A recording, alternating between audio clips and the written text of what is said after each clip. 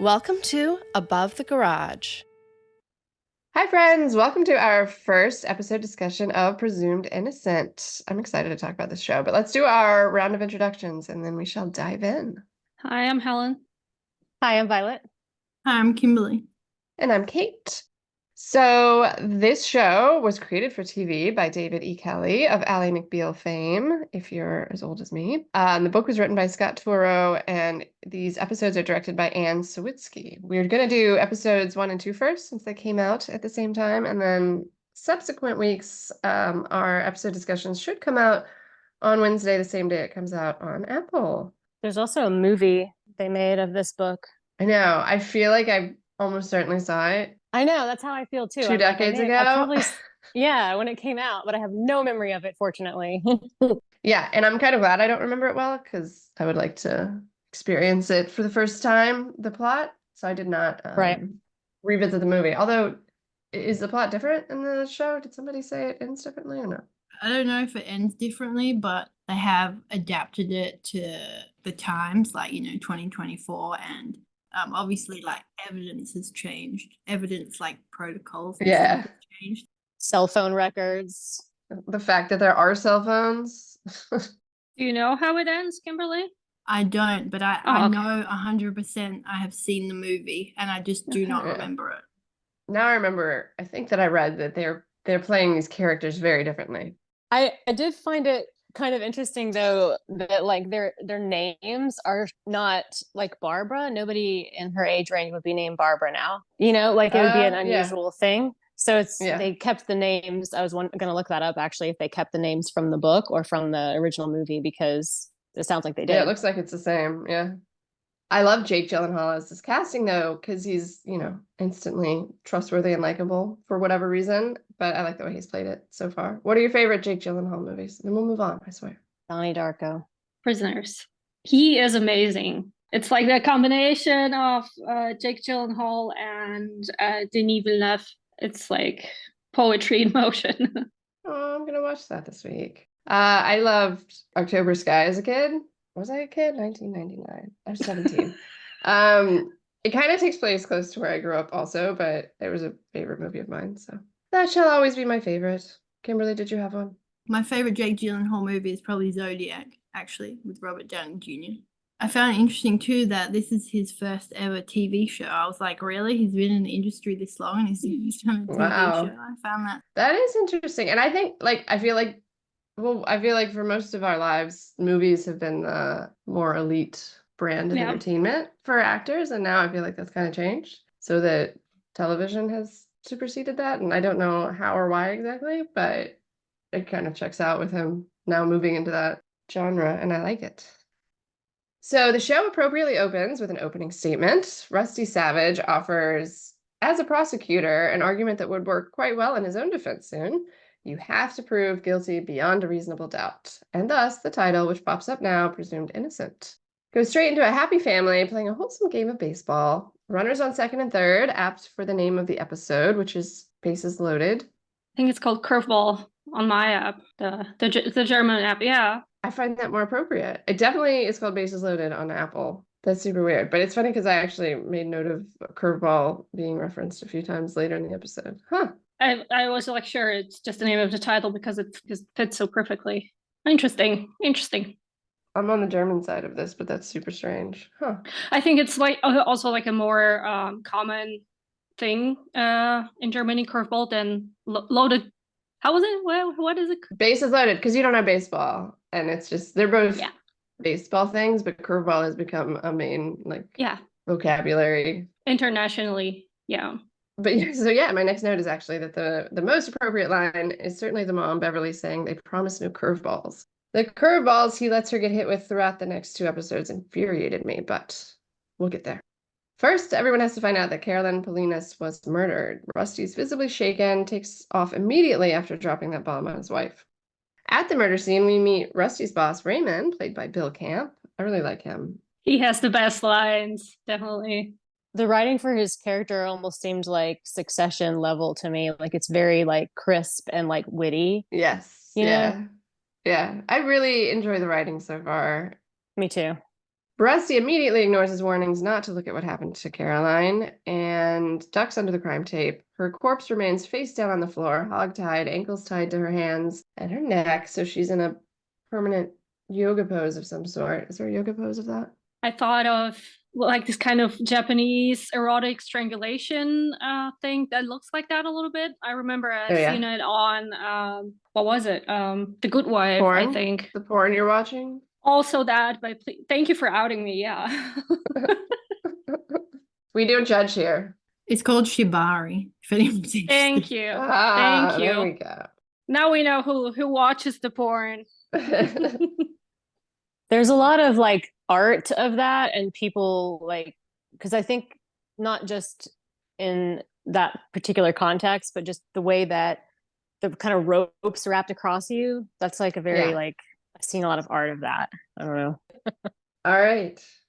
In the meeting to determine who is going to handle this case, Rusty insists it be him, while a fellow named Tommy suggests he's too close to it.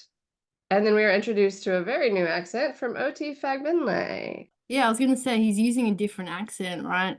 No, it's like not only the accent, it's like the tone of his voice and everything. It sounds like he's like doing this whole effect on his voice. Yeah, it's very affected. It kind of like creeps me out, but he's very good at, like, if you didn't know he was British, you would have no idea. He's amazing at sounding American. And Rigo is his investigator's name, not to be confused with Nico. Rusty's not holding it together for shit, though, and he asks her to make sure the labs only come to him, not to anyone else.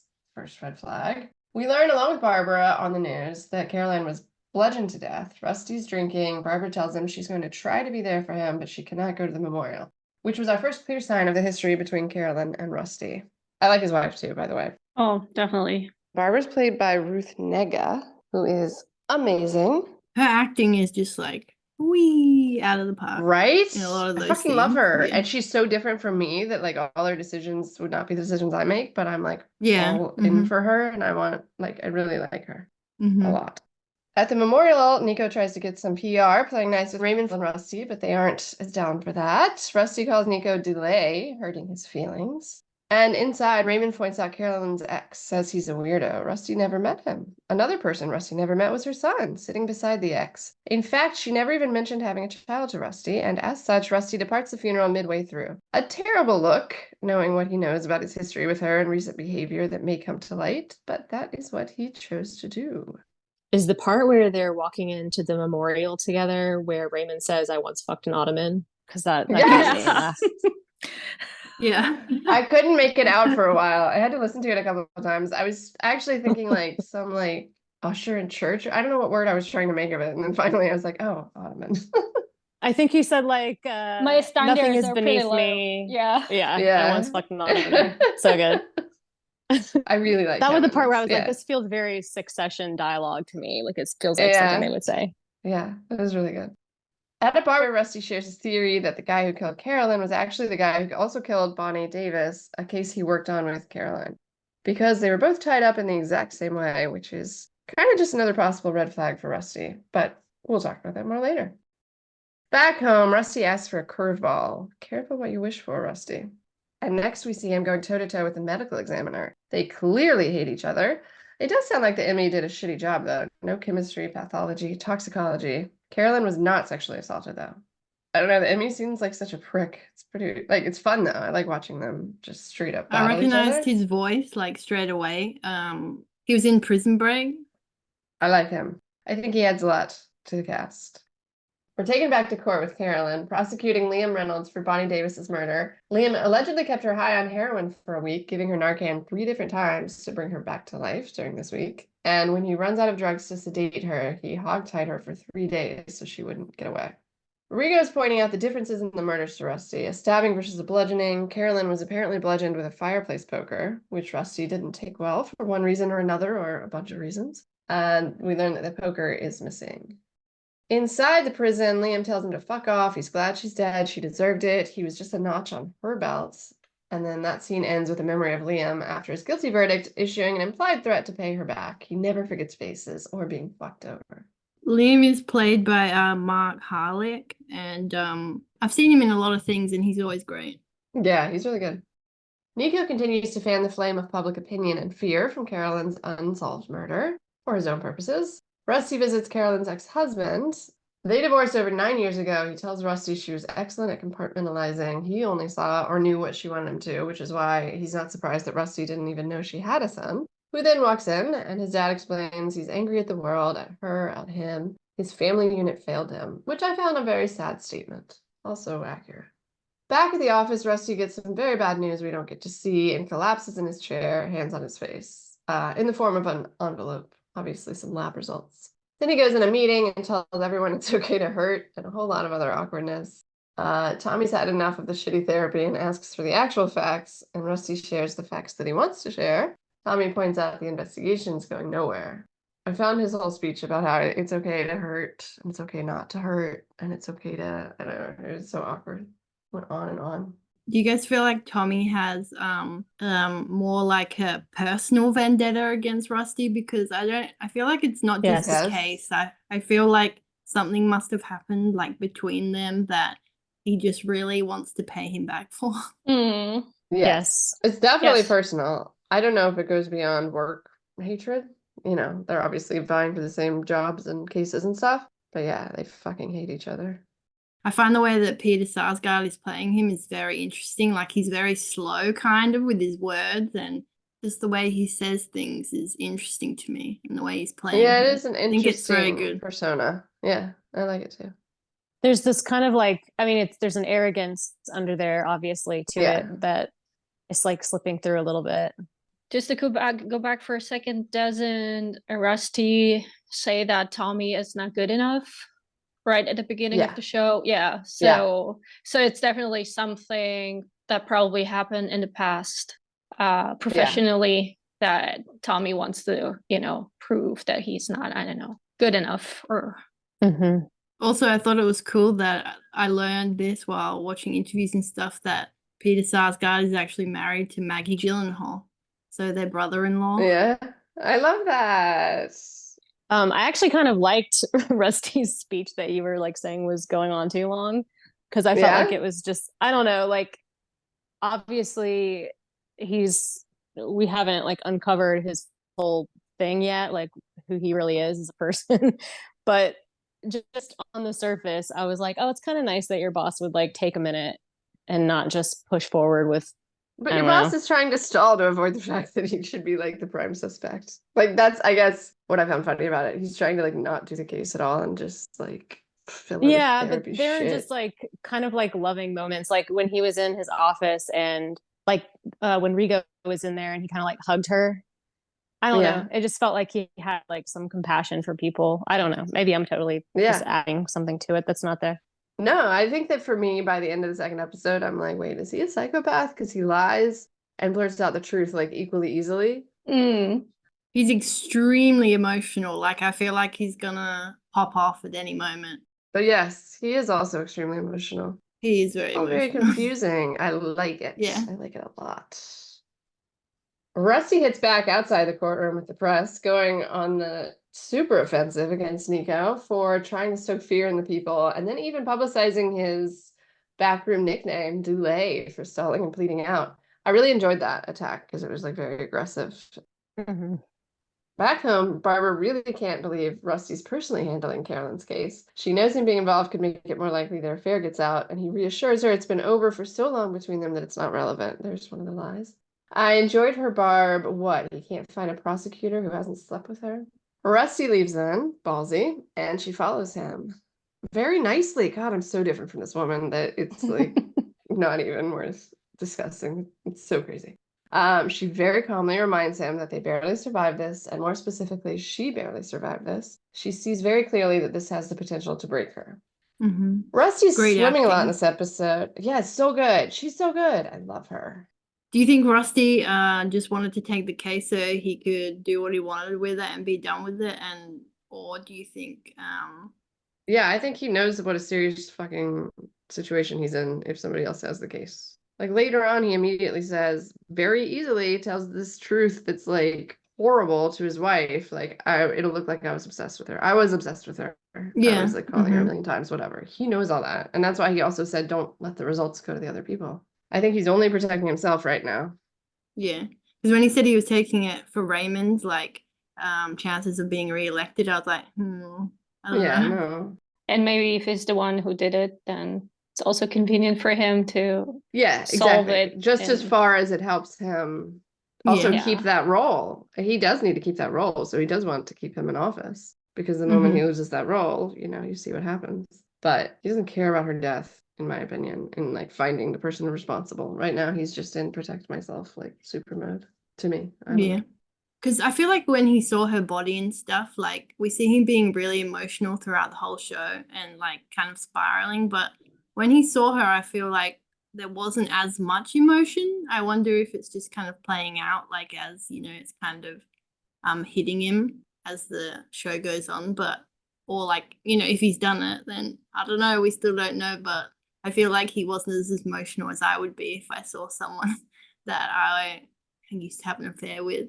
Yeah, I mean, I guess he's used to seeing stuff like that, or just used to seeing gruesome things. But also I could buy, if it turns out that he didn't do it, I could buy that it was a like too shocking to react sort of situation. Yeah. Mm-hmm. He's doing such a good job of making this character so complicated. Like believably complicated too. Yeah. Rusty's swimming a lot in this episode, and he thinks of Caroline while he does it. His flashbacks are increasingly more intimate, sexual, and then he's in therapy saying it wasn't about the sex. I don't believe that. I don't think she does either. With Barb, it started with sex, he says, but with Caroline, she was pure. And there was something about that first encounter. Maybe she can help him figure it out. The therapist suggests it's about power, not very loving, and he disagrees. He clearly believes it was true love, is true love, whatever. The flashback of their first encounter, you see that Carolyn initiated it. She made it clear she wants to touch him and touches him. He's quickly talking about their sex now, their aggressive sex, as the therapist points out. He said it wasn't about sex, and yet that's what he's immediately talking about. She liked to talk about Barbara while they fucked, which is fucked up.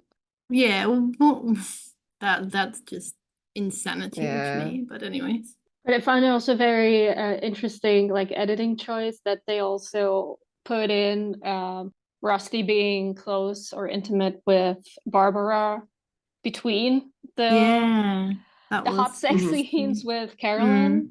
It's like they talked about it, so in his head, in his memories, his wife comes up as well. She was part of it. It's really mixed in his head, like all the different thoughts pop up in his head because probably Carolyn wanted that to Barbara. Yeah.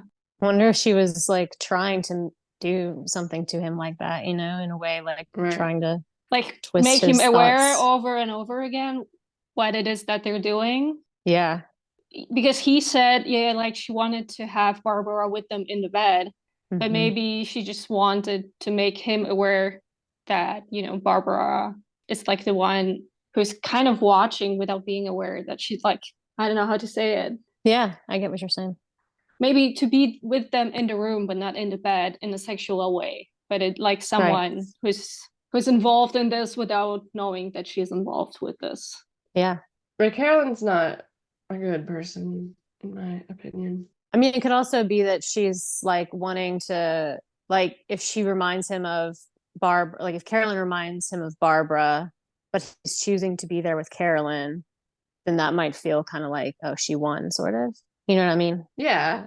It just seems like too much. You already won. You're fucking him. It seems needlessly cruel, I guess, at that point. But yeah, whatever. I really like the way this whole thing was shot with the flashes, like you said, Helen, about weird flashes between him and his wife, and then also just the diner scene in general. I thought that was really pretty. Shout out to the cinematographer, Daniel Voldheim. I thought everything was shot incredibly well. Shot beautifully. And the lighting as well. So good. Yeah. And the colors, just the colors, everything. Back home with the family, Rusty's daughters are making fun of Nico's affected voice. They're a cute family. They're still really close and cuddly, even as they're watching their dad's job go down the drain. A normal amount of down the drain, though, not like what's about to come. Barb has a difficult heart-to-heart with Rusty later. She's willing to fight to save the family, but he has to stop loving Carolyn. I like Barb, but obviously if he hasn't been able to stop yet, and now she's dead, I don't know that it's going to get better. And it's getting worse now that she's dead.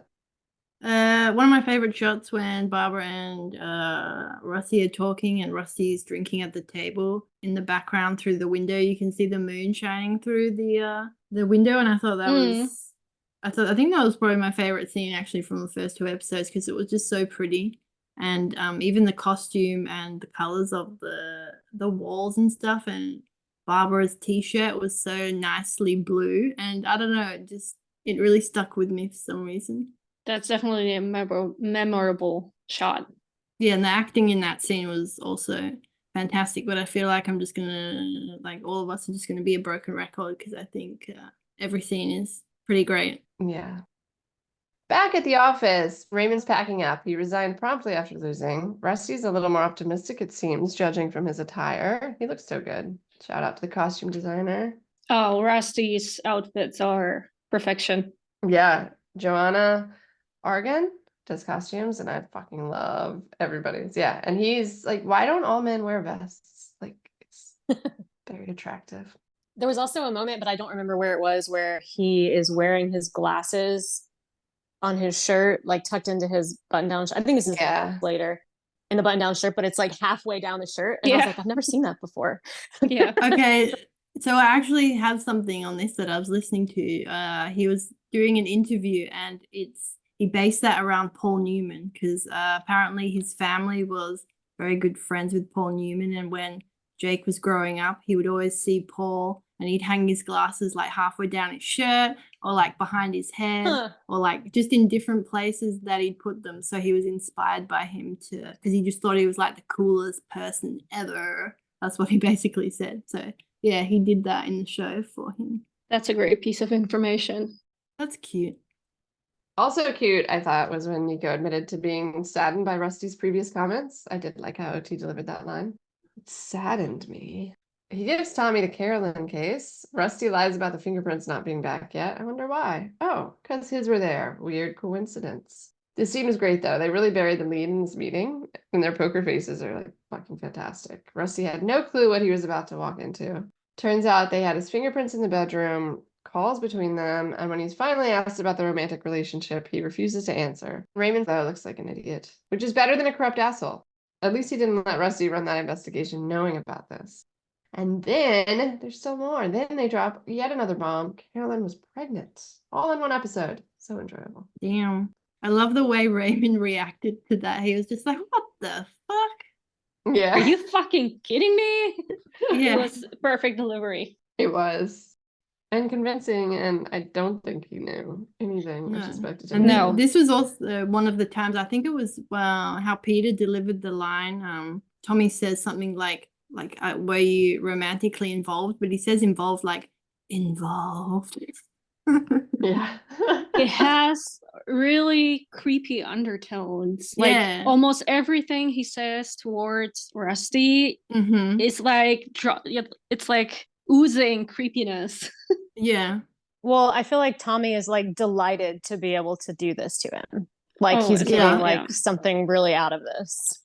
And he's trying to like hold back his excitement almost. So you see it kind of coming through. Yeah. This whole scene was great because I was like, I just kept getting like, I don't know, I felt like when I was watching the episode, I must have been really tense because when it ended, like I felt relaxed and my like jaw like kind of like relaxed. And I was like, oh man, that was tense. For me, it's like a markup of a good show or a movie is where you just forget you're watching something and then you get so tense that you realize when you get on like not tense anymore or that like an hour has passed and you didn't have a single thought about anything else but the show or what you're seeing on the screen. Yeah. Episode 2, People versus Rozat Sabich. What is it? Sabich? Savage. That's right. It sounds like Savage. Is that a Jewish name? I think it's from the book, probably. I Googled the name and somebody had said it was Yugoslavian. Like the first name was, what is it again? Rozat, yeah. That's the Yugoslavian name, apparently. Interesting. Episode 2 picks up where the pilot left off. Do you have any idea who the father might be? And will you take a paternity test? Rusty's only answer to that is, are you enjoying this, Tommy? And Tommy manages Just seemed somewhat genuine when he says no. Not that we believe him. Nico too. Rusty storms out and Raymond follows, furious, rightfully so, in my opinion. Insane when Rusty blames it on Raymond for asking him to take the case. Raymond, who had none of the information, and Rusty, who had all of it. Anyhow, Rusty's storming out of the building when Tommy suggests it would be good if he could take the paternity test, and Rusty tells him to get a warrant, which is shitty because now he's bringing his kids into it. He should have just done it. He knows he's going to have to do it. Yeah, that's his ego.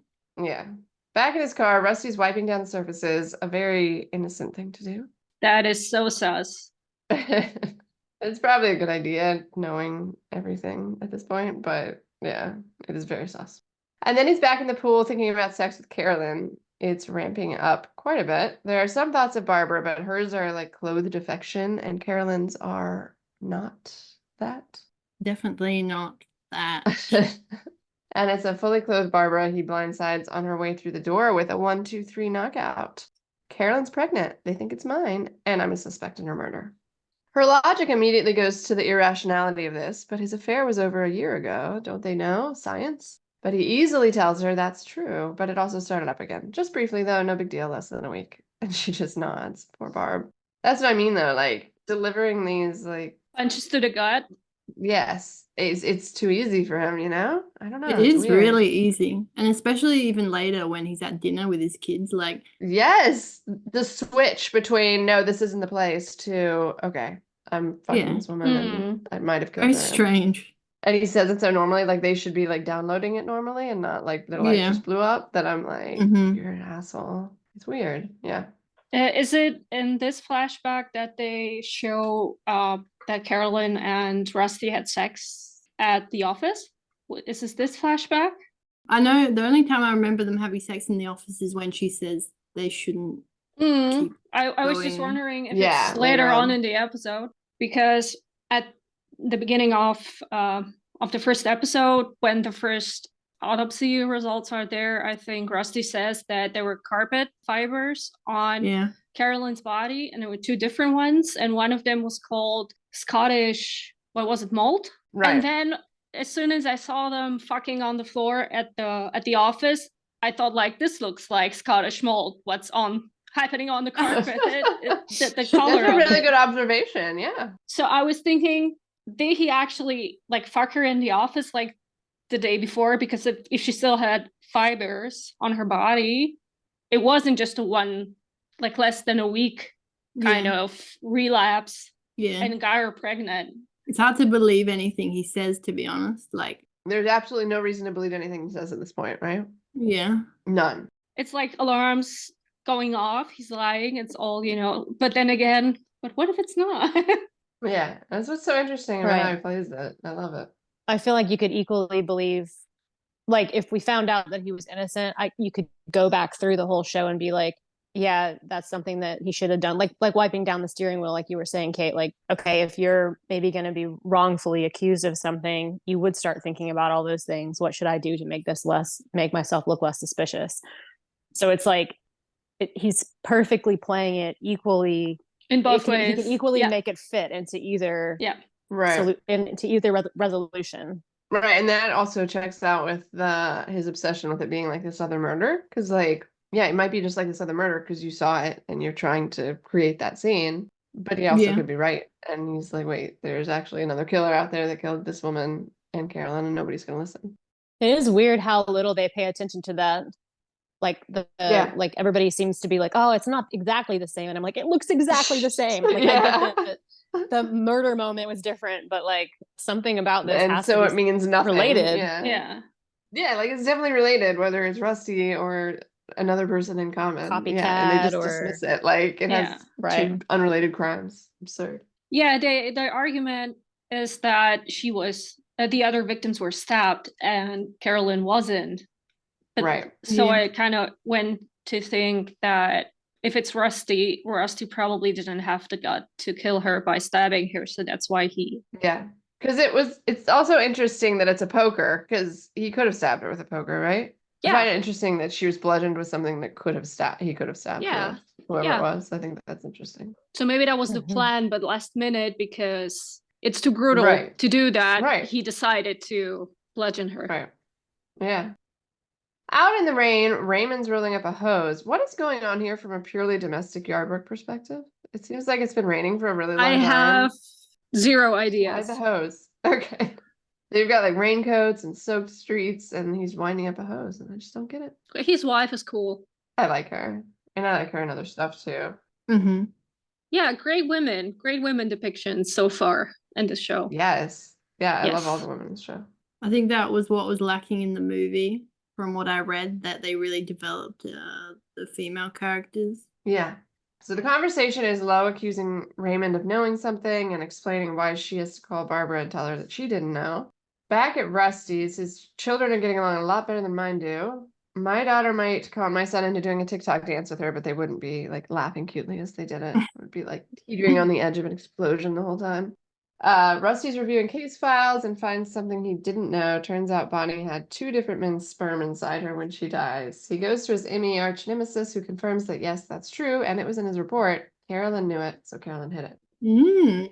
They keep saying spermatozoa, like, and it just struck me as very odd. I didn't ever cut that down to sperm.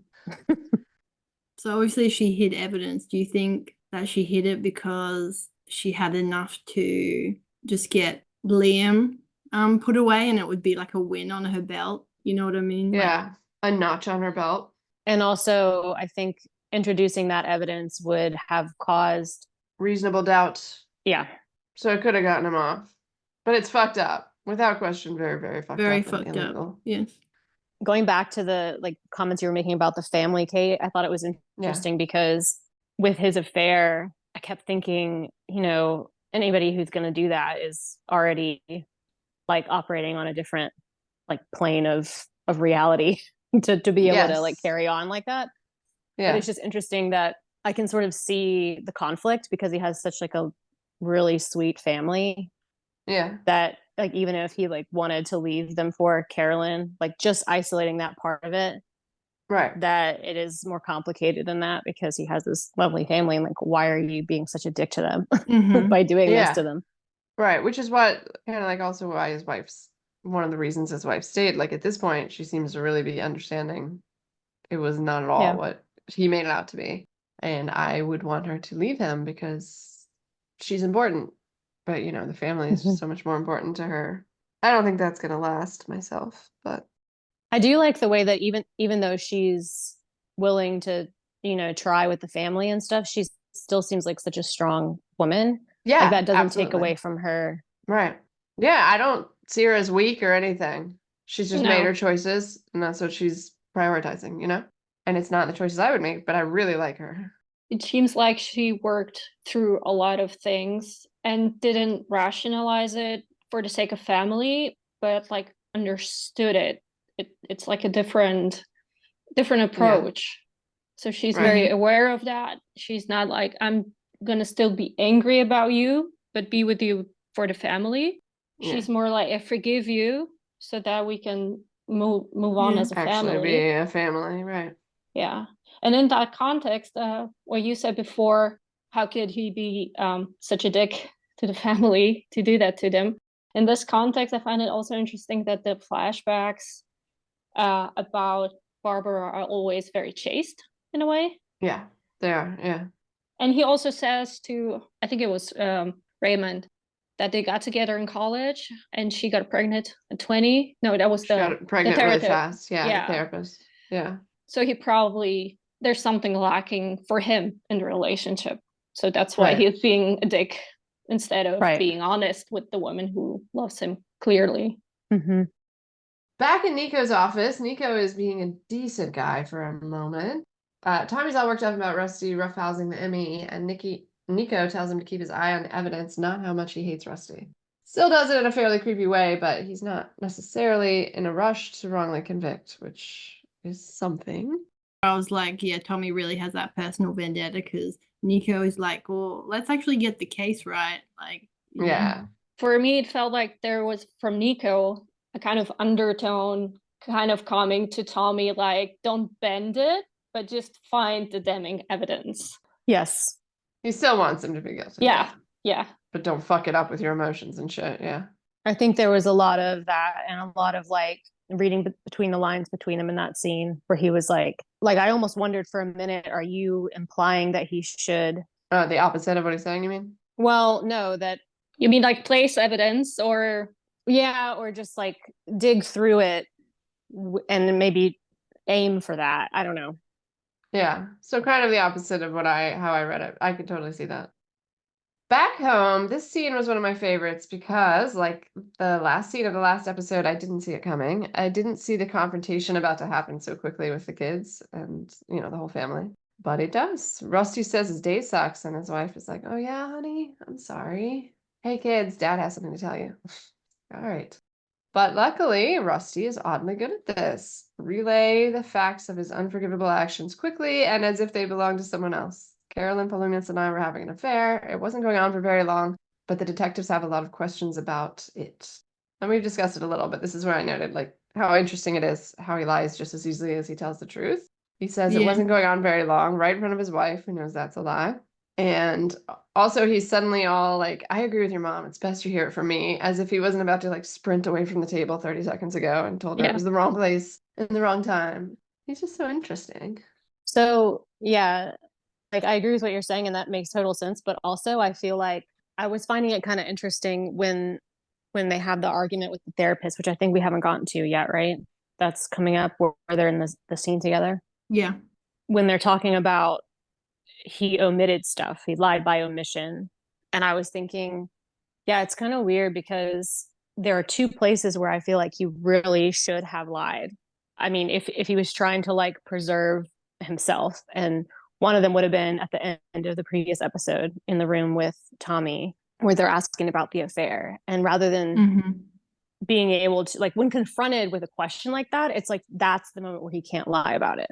Like, I feel like he can lie and he can omit stuff if he's leading the conversation, but if somebody confronts him, he can't lie to them.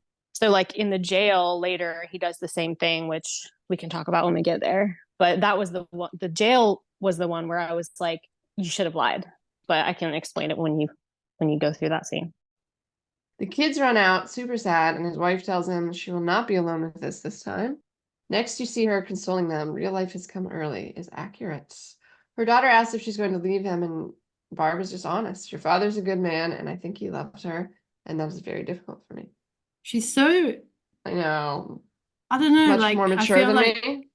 Yeah, she's very... I don't know the word, but she's very different than, I guess, what most people would do. I think she's being really, like, for her kids especially, she obviously does most of the things she does for her kids. Obviously, she stayed with Rusty probably basically for the kids, and she's not like telling them, oh, your father's an asshole, oh, he cheated on me. Like, it's so different than what I feel like this conversation would go down with a lot of other families. I don't know, it just feels like she's just very mature, and she goes about it in a really good way with her children. Yeah, it seems like she has really healthy, like a healthy relationship with her own emotions about it, sort of like she can process it. Yeah. And is very honest with her family and about what she feels, but in a very straightforward way, not in an like her emotions aren't driving the conversation. It's more like she processed it, and then she's able to talk about it. Yeah. She's like well regulated in that way, like superhuman. But it doesn't feel like fake at all. It feels very genuine, and I'm just like, oh, I wish I was more like you. Yeah. Then we see Carolyn breaking up with him. She doesn't want anyone to get hurt, but as she's walking away, she's touching him. Or maybe that's a different time. You can't quite tell. But then they're fucking on the floor behind the desk, and then he's banging his hands on the desk, and she's looking scared standing on the wall. So it's hard to tell what is when exactly. Yeah. I feel like they're doing good at showing us kind of flashes at his aggression as well. Like with the, do you call it ME, did you say? Medical examiner. Like when he sort of like attacks him in his office, and then... Right. He can't control. Mm-hmm. Yeah. And also, like, in his memories, we're seeing her, like she's breaking up with him, but she's also, like, caressing his fucking thigh, right? So it is her, like, and it's how she came onto him initially. But it's also his memory, So I don't really know. I guess that's how he perceived it, but you don't really know if that's how it went down exactly. Yeah, that's true. It could just be, like, his false memory Yeah, of the what? flawed. What's it Yeah. called? Not the flawed narrator. What is it called? Unreliable. Unreliable narrator, yeah. I do really like the way all of the flashbacks are edited, like we were just saying, but even just the specific shots they chose to connect to each other, like it just feels very choppy in the same way that memory feels. Like when you're trying to think about something that happened and it's sort of in a jumble, it feels like that. Yeah. It's like similar also emotional situations that in your head are connected to other situations with the same kind of, emotional charge. I also noticed a little later on in the episode when Rusty is driving the car at night and trying to reach Rigo, that there is a shot of him from behind, but he's wearing a white dress shirt, and it's also in the middle of the night. But he's actually, in that scene, he's actually wearing a gray long sleeve, like a sweatshirt kind of thing. And I actually went back because I was like, wait, what? What is he wearing? And then I came back, and the scene before he's wearing the gray shirt, then he's wearing the white dress shirt. So it's definitely all jumbled. Yeah. We really don't know what we're seeing actually in the flashbacks, how far behind or how far in the past some things happened. Right. Yeah. Yeah, it's nice that they're not doing any kind of time stamps on the flashbacks or anything. It's all one kind of mix of things. Right. Rusty's pulling out the sofa bed then, which I really enjoyed because like how clearly that sound alone transmits what's going on here, or the visual, like any of the above. Just like the sofa bed was brilliant. I love it. His daughter comes in to ask why, and he thankfully doesn't try to explain. He just cries though, which is annoying since he's not the victim. Then he's thinking about her in the pool, and it's violent. They're wrestling. He's pushing her under, but then it seems like he just woke up. So that was a dream, perhaps? I don't know. What do you guys think of that? It feels almost like he's blaming her. Like that's what I kind of thought for that scene. He's trying to like, I don't know, pull her down and drown her to death. Yeah, or just trying to, I don't know. I think the interpretation of some of the scenes depends on the ending. Do you know what I mean? Like it's like you can interpret every scene in two different ways depending on what the ending shows us. Yeah, it'll be interesting once we get there. Turns out his son woke him up, pitching against the garage. He is appropriately infuriated when his dad offers to make him pancakes. I mean, what the fuck? Alas, we can't explore breakfast further, as the police have arrived for the warrant. They tear apart the house. Can we just talk for a second about how hard a search would be? Like, it's shocking to me that they fuck up your house like that, but they're also supposed to find, like, any tiny piece of paper you've hidden in a book or something. I feel like it's, like... Yeah. A properly executed search warrant would still have a very low rate of physical evidence recovery. Yeah, I was going to say phones, computers. Yes. Yeah. That's the main things that you're going to find stuff on, right? And I bet Tommy also taught the team to be very thorough, to go through everything. Yeah. Every fucking book on the shelf. Yeah. Rusty submits to the paternity test now that he doesn't really have a choice. And he has the balls to enter the office in the morning. That seems silly. And it doesn't go particularly well. And then he's back in counseling, claiming not to be a liar. It's interesting how he, like, adamant he is about himself not being a liar. I found that interesting. She disagrees, and he is stuck on this point. But the therapist points out that the important thing is Barbara is here. What are we doing? Barbara says she feels trapped because of the kids. And then he tells him point blank he will be arrested because he was obsessed with her, basically stalking her. The breakup was bad.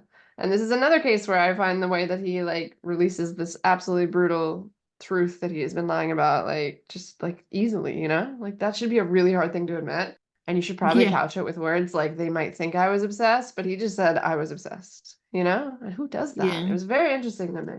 I do find that, again, interpreting based on how it resolves, but I think it's good in a way that he's not sugarcoating it at this point. Yeah, it's just different. It's different than you ever see, you know? Yeah. Typically, your brain rushes to defend yourself and... Yeah. Generally, you just be like, I have a few little pictures and notes on my computer about Carolyn, and maybe it's going to look a bit funny, but it was all fine. There's nothing there. Right. Who says I was stalking her to his wife? Oh. Yeah, but if you do it the other way, it's much worse. because it's just now you're just lying and it's a snowball effect of problems. Yeah. Whereas if you just rip the band-aid off. Rip the band-aid off. Yeah. Rusty goes to visit Raymond, doesn't bother to say anything to Lo when she answers the door, obviously expecting him to say something about the situation. He tells Raymond a prettier version of the truth, no dropping the stalking or obsessed words, but he did have a lot of calls with her. Raymond implies no, and Rusty calls Rico. He's got to get back in to see Liam. There was a second sperm sample. He must know something. When he gets in to talk to him, Liam immediately recognizes the situation Rusty's in. Why is he in a normal plebe interrogation? And Rusty is obviously desperate. If Liam can suggest a murderer for Carolyn, maybe he'll get some time off. It's all very sus. So this is the scene where I was like, if he was gonna lie anytime, now he should have been lying, because this is a criminal that he needs help from, that has something against him, literally. Like, the criminal would love to see Rusty go to prison, I'm sure. And maybe that would even be a better incentive than giving him any information about what actually is happening. So I kept thinking, like, he needs to convince him and say whatever he needs to say, that he's not as desperate as he's looking right now, and that he's not, a suspect for the crime. So I just kept thinking, it's interesting to me that when he's confronted like that directly with somebody saying, oh, here's what's going on, I see through you, he can't lie back to them to fix it, even when it's like gonna actually make his case worse. Right. And he could have said, like, I'm doing extra hours, like, on the side because I really want to solve her murder, whatever. There are lies you can say that, agreed. And he didn't. He let him know basically what the truth was. Yeah. Which is like, I don't know. I wonder if that's going to come up later, that the manner of his omissions and lies seems to be a very specific pattern that he can't break. There's for whatever reason. Sense to it. Yeah. To him. Yeah. He seems like he's much more affected emotionally that he first of all expected ever to be, and then in like those situations where he quickly needs to maybe put on the persona, he kind of fails, right? Spectacularly. Which is interesting. I also think it's going to come back. It's going to come back and bite him in the ass. Yeah, it would be interesting to learn how he rationalizes all of his behaviors to himself, because he does seem to. Outside of Rigo, he's also very sus when he keeps pointing out she was tied up in the same way Bonnie was. He almost sounded like he did it with this backup plan in mind, the way that he was like begging her to kind of believe it. I don't know how to explain exactly. Just seemed weird. Raymond was in a bar by himself for a second before he joins his wife at home. He kind of looked freaked out in that bar. I don't know. Did you guys notice that? Or was that just him deciding he's going to represent Rusty? I think he was probably just making that decision, yeah. Or just being uneasy about it, but wanting to make that decision, I guess. Right. His wife is perturbed. He wants his life to have meaning, and she's upset that she's not enough. When Rusty gets back to his home and his daughter can barely look at him, and he gets the call that he is in fact the father right before all the agencies descend. Nico's quite smarmy in the press conference. His family is home miserable while Rusty showers at the jail. He's surprised and clearly relieved to see Raymond there to represent him, and also Rusty's kids and wife behind him in support. Bail is set at 1.5 mil. Raymond asks for an immediate trial date, and the judge preemptively tells Nico to shut the fuck up. No extra pomp on the side, please.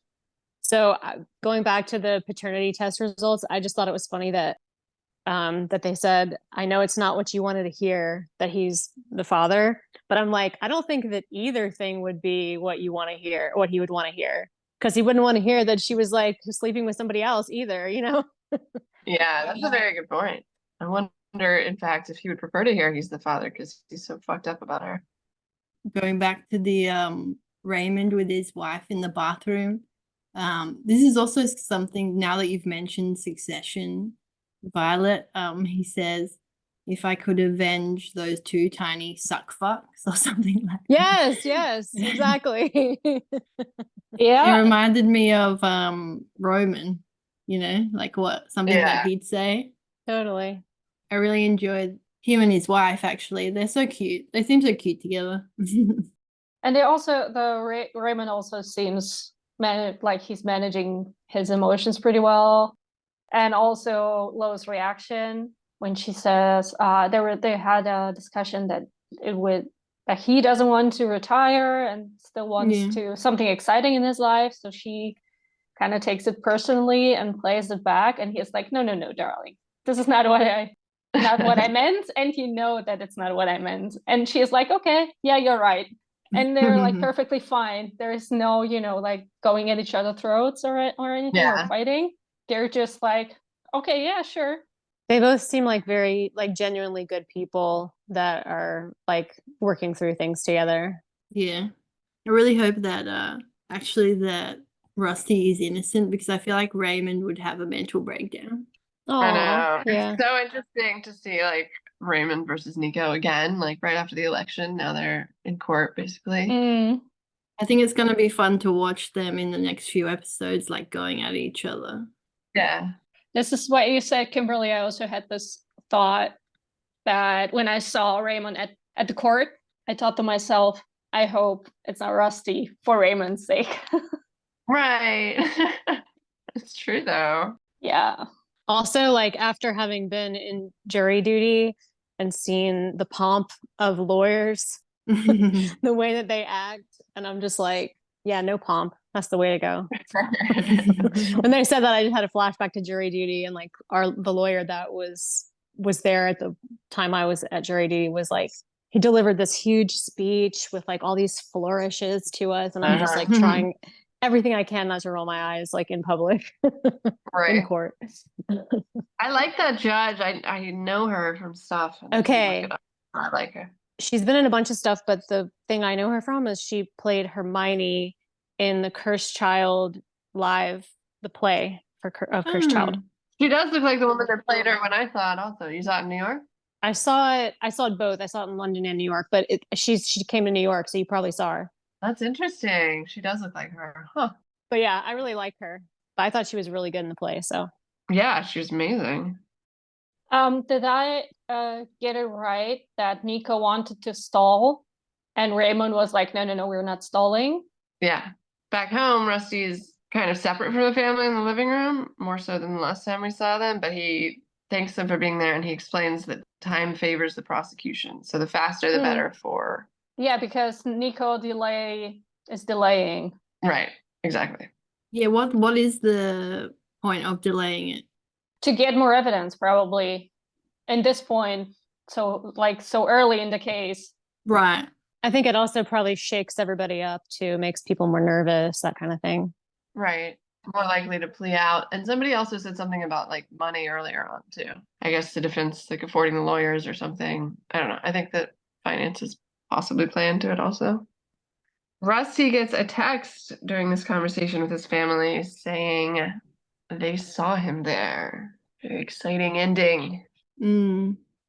There was one thing I wanted to mention as well that I can't conclude this episode without saying, is that when they had finished in the court, Nico and Tommy like walk by Raymond, and he goes, "Fuck thing 1 and fuck thing 2." Yeah, so good. He also calls them Tweedledum and Tweedledummer earlier, which was pretty good too. Yes. I love the animosity between them. Yeah, he's great. Great writing, really. Really is. It's very, very tight, very well done. Yeah, and great delivery as well. Yeah. Nothing shaky at this point for me.